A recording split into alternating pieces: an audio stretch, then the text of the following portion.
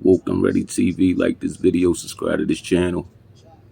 You know, sometimes I can live in my own head, like living the past, almost like reflecting back on memories, especially of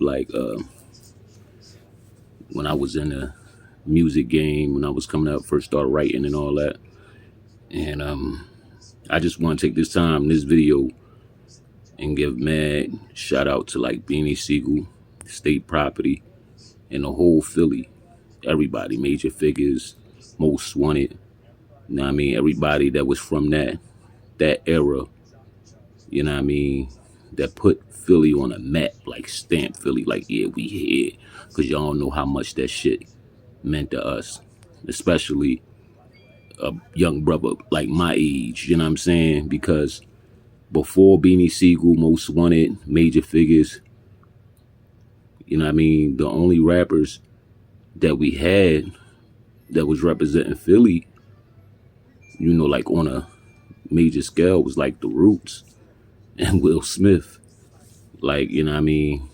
And, you know, I used to listen to Biggie, Wu-Tang, Nas, Snoop Dogg, like all the street rappers, like rappers that was from the streets, Jay-Z, AZ, you know what I mean? And I used to start writing rhymes. Then the Locks, I love the Locks and Meeks, I can't forget them.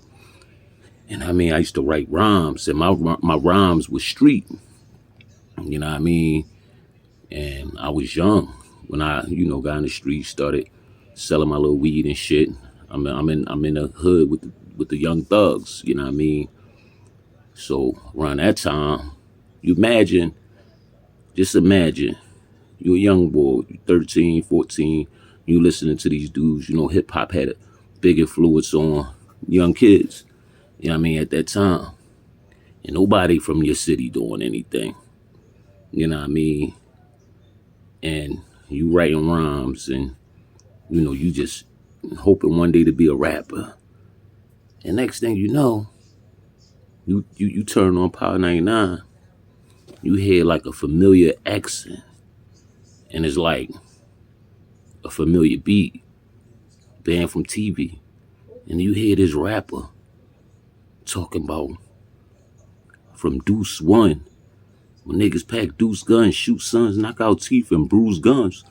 Oh, turn it up, Deuce 1.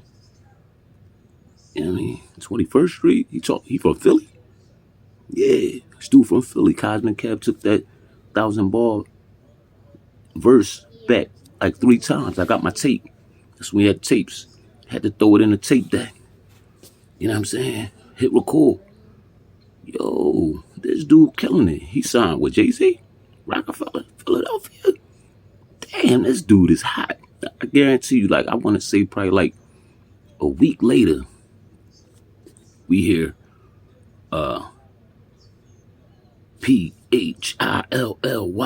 North, West, Southwest, Southside, Southwest.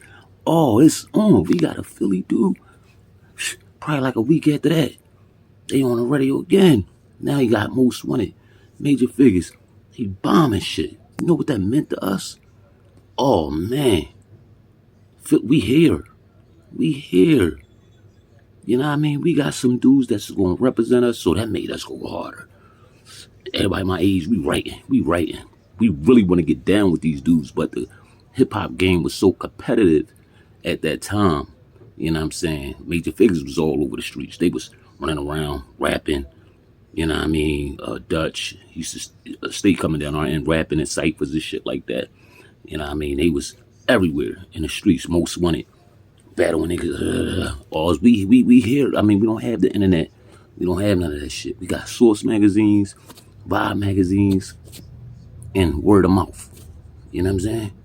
And imagine this time, all these street dudes, these dudes from your neighborhood and your parts of the city, you seeing these guys, you know what I mean, they pulling up in nice shit. And around this time, AI doing his thing in Philly, holding it down for the Sixers. You know what I'm saying? Then, out of the blue, we hear this female, blonde head bombshell, Rough Rider. Oh man, killing mixtapes. You know what I mean? Then you hear Philly, Philly, where I am from, her and Beanie Sigel. Bruh, this time in my life, they say the music that you listen to from the time you like 10 years old to the time you like 18 years old, all that music that you consume and that, you know, that shit shapes you and stay with you. All that music you hear, the music that you hear from the time you 10 years old to the time you like 18, that's the music that's always gonna stay with you. And it's always gonna, you know, bring you back. The memories, it's just, I don't know why, you know what I mean?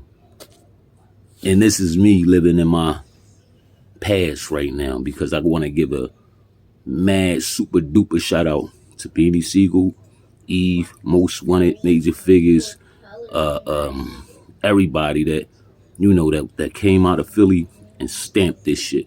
You know what I mean? Was representing for the street dudes, the dudes that was in jail, you know what I mean? The niggas that was on the corners. And I always say this. This is what made hip hop better back then, in my opinion. You know, the rappers back in them days, you know what I'm saying? And this was the New York rappers, Philly rappers, down south rappers. They connected with the audience so much because they was really in the streets. The same shit they was wearing, we was wearing. Them niggas was rocking Dickie sets and they was rocking a Rockaware and shit like that. You know what I'm saying? So we was able to afford that shit. So we get a fresh Dickie Rockaware sweatsuit, state property jacket, nice fitted, pockets bulging. You know, we ain't going out our way to buy Gucci. And, you know, sometimes you might want to get a Coogee sweater, iceberg, but for the most part, it was grimy. We had some fresh Timbs. Like, we was living like them, but we was on a block with it. You know what I mean? So it made it relatable. Like Capone said in that song, see, y'all don't want to fuck with us. He said, I'm just like y'all. My boots, just like, my boots scuff like y'all. I still hit the block and serve stuff like y'all. You know what I'm saying?